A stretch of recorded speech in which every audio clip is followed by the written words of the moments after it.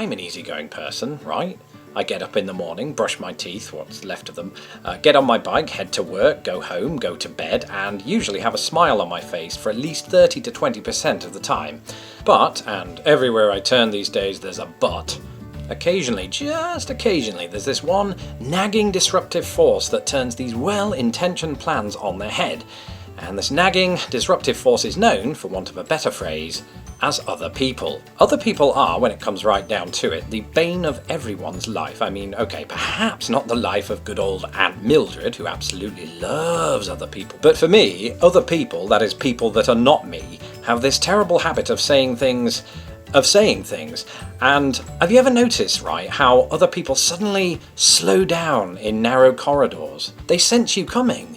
They know you're running late for that meeting with those other people, and their instincts just take over. Out comes the phone, down go the eyes, and slow move the legs. Well, for these people, I have a list of insults. They're not particularly mean insults, they are British insults, therefore they are slightly ridiculous, and it is precisely because they are slightly ridiculous that I figured America, like me, could really do with them right now. I mean, let's say you have two people, right, and they're going at each other's throats. One of them is a Republican and the other is a Democrat. And instead of the usual assertion that the other is a total moron what don't know nothing about politics, they decide instead to come at each other with the word plonker.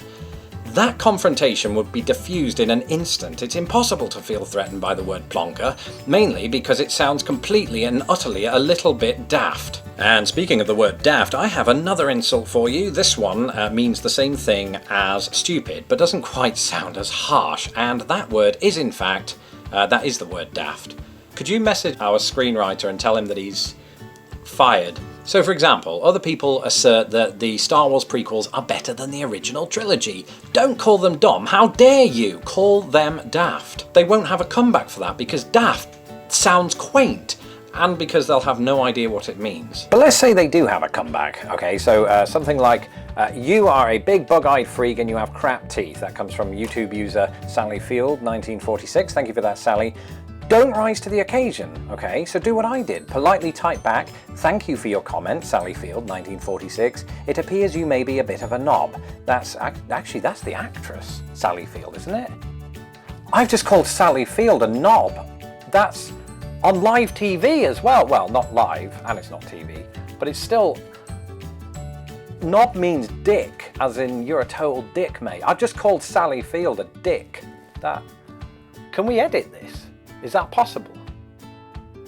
Moving on, the initiated among you may notice that the words on this list, while still profoundly and absolutely preposterous, are increasing, if you can believe it, in severity. So why break the habit of a lifetime? This brings me on to our next word. Tosser is close to the absolute pinnacle of British insults. It suitably replaces words like douchebag, but still somehow sounds like the sort of word a tyrannical boss might have said in a Victorian shoe factory. Come along now, Herbert, you tosser. Toss until you can't toss any more. Actually, that made no sense. Unless, of course, Herbert was being instructed to masturbate, in which case, A, sexual harassment laws were pretty lax back then, and B, tyrannical boss missed a golden chance to use our final word. If you're ever in a situation where other people rile you up so much that you simply can't take it anymore, where their self-awareness is absent or their intolerance prevalent, there is only one British insult left that can aptly convey your feelings: wanker. Wanker is among the most severe words in the English language, and yet, to the untrained ear, it probably sounds like something really banal, like, I don't know, a sweatshirt or winter jacket. Darling, could you pass me my plush wanker from the closet? It looks awfully cold outside, what? You will have won. You will have reduced that person to a posh gentleman's garment while simultaneously enjoying the euphoria at having called them something far worse. Now, there may be some people who were not satisfied with this list. I've no doubt some of you might even display resentment through the use of your own British insults. Fine. But if you were unhappy at what I left off, just remember this. Life is like a box of chocolates. You never know what you're gonna get. That was Sally Field. Just